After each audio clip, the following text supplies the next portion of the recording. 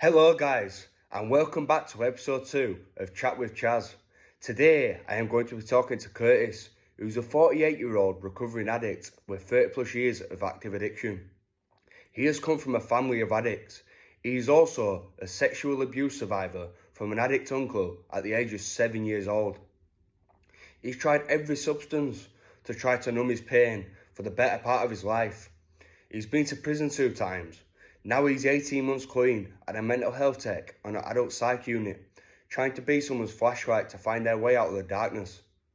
First of all, congratulations on your 18 months of sobriety.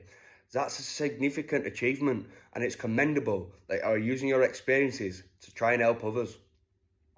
Can I please start by asking you, what motivated you to seek recovery, and how did you find the strength to start that journey? Hello, my name is Curtis, and I'm a grateful recovering addict. Thank you for this opportunity for having a chance to share a little bit of experience, strength, and hope that's guided me very well through my recovery.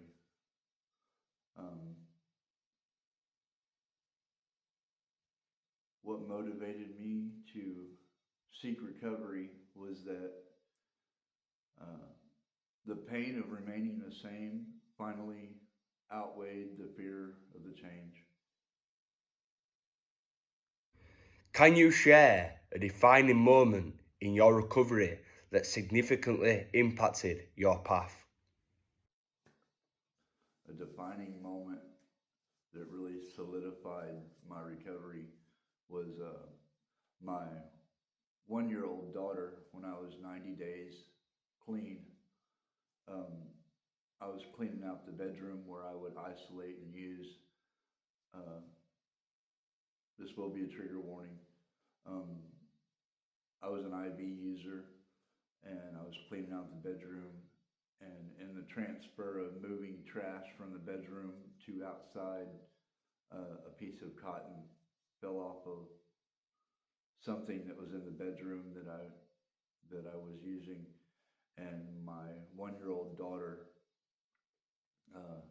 picked it up and ingested it, and went into psychosis from methamphetamines, and I almost lost my daughter to Child Protective Services. And when I was able to prove that I had been working a program and clean, they allowed her to come back to the home. And that was really the defining moment that relapse was no longer an option. What coping mechanisms or strategies have been most effective for you during your difficult times? Coping mechanisms. I have quite a few coping mechanisms that help me, but I believe that the number one coping mechanism that I have is the Narcotics Anonymous literature and my sponsor for sure.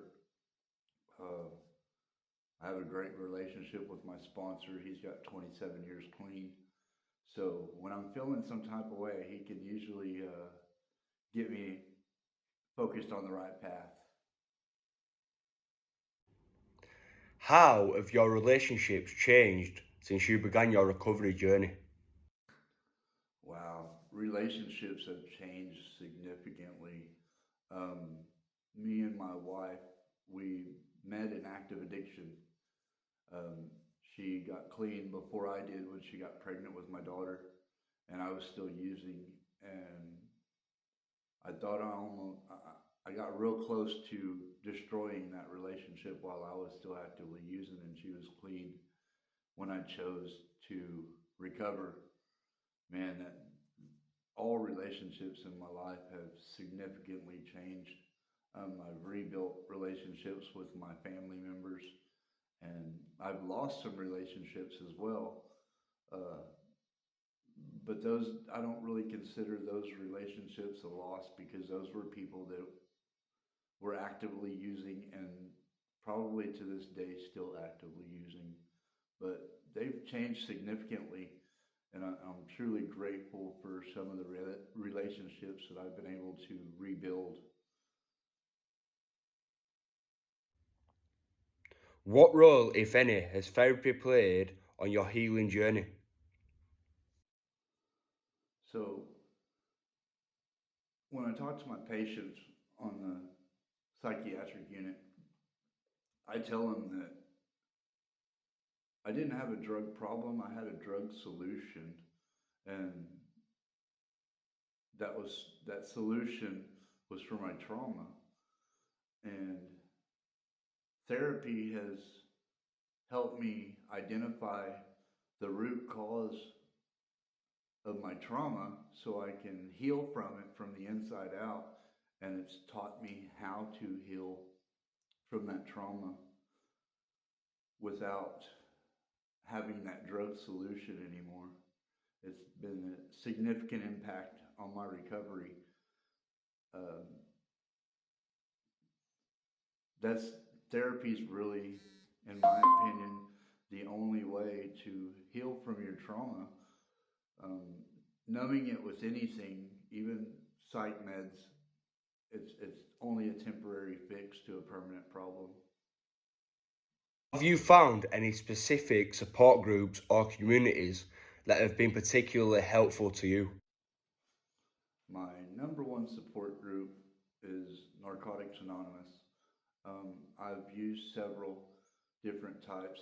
I've been to AA, which is also very good. But another one that's made a huge impact on my recovery is a meeting called Wellbriety. Excuse me. Wellbriety is the Native American approach to AA, and I would strongly suggest it to anyone if you can find a Wellbriety meeting, and if you're having a difficult time with finding a higher power of your understanding, that's where I went, and that's actually where I was able to cultivate my understanding of a higher power. What advice would you give to someone who's just starting their recovery journey? I love this question. Um, the the number one suggestion that I give anyone that's new to recovery is try not to focus so much on using the tools that you learn in recovery to find out who you are. Instead, use those tools to create the person you want to become. What do you think are the most common misconceptions about addiction that people have? Misconceptions. I actually think there's quite a few different misconceptions. Um, Number one, addiction is not a choice. Um, I didn't wake up in the morning choosing to be an addict. Another one is I do not believe, I'll probably get some backlash on this, but I do not believe addiction is a disease. Um, it's also not hereditary. It's not in my DNA to be an addict. We all have the pre-genetic disposition to become addicts. I come from a family of addicts, but I believe that addiction is a lot of a learned behavior.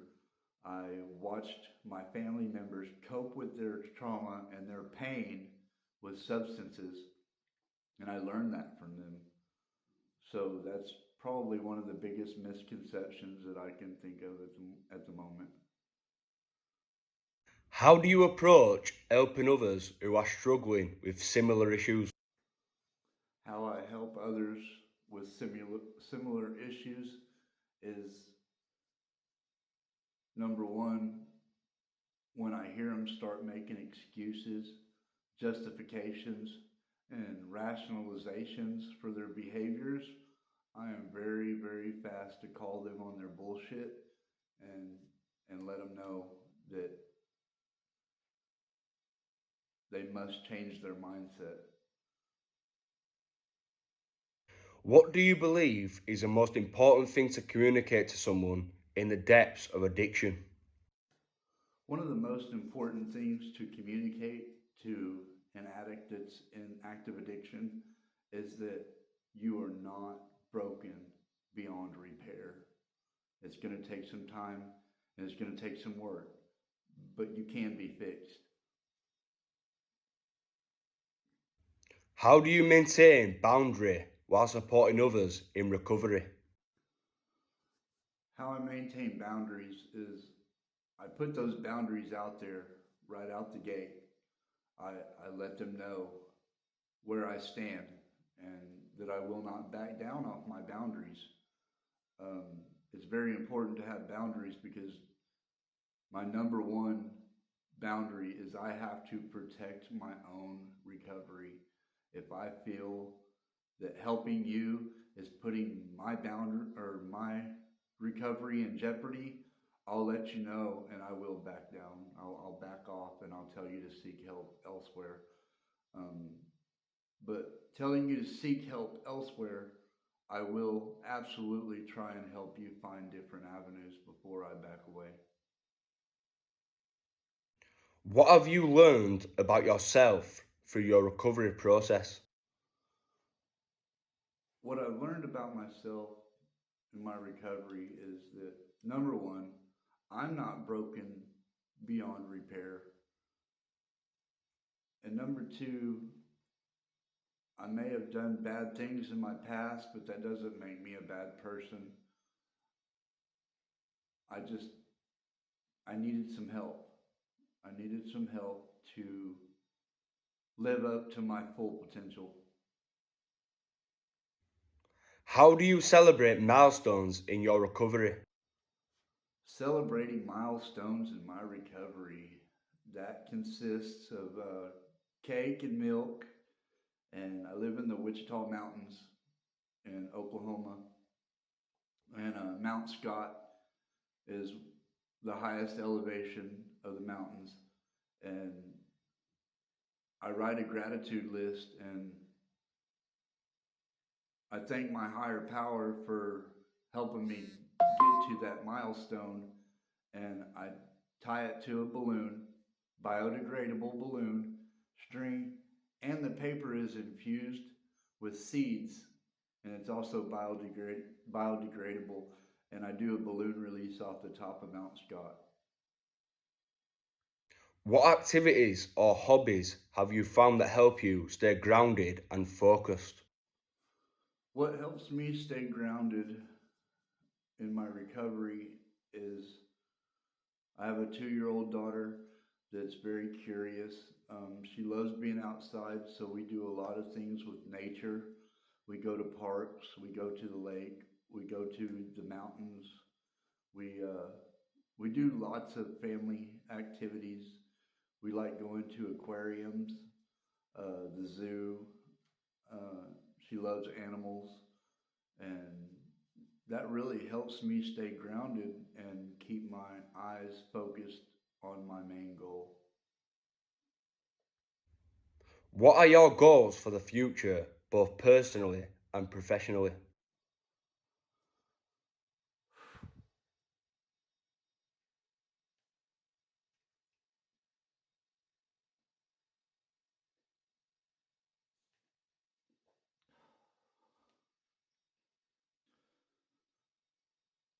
Uh, whew, sorry. My main goal personally is to be the father that I never had.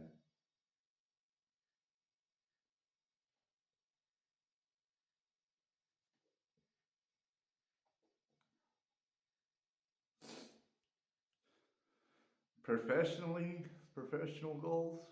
Uh, that's I want to be.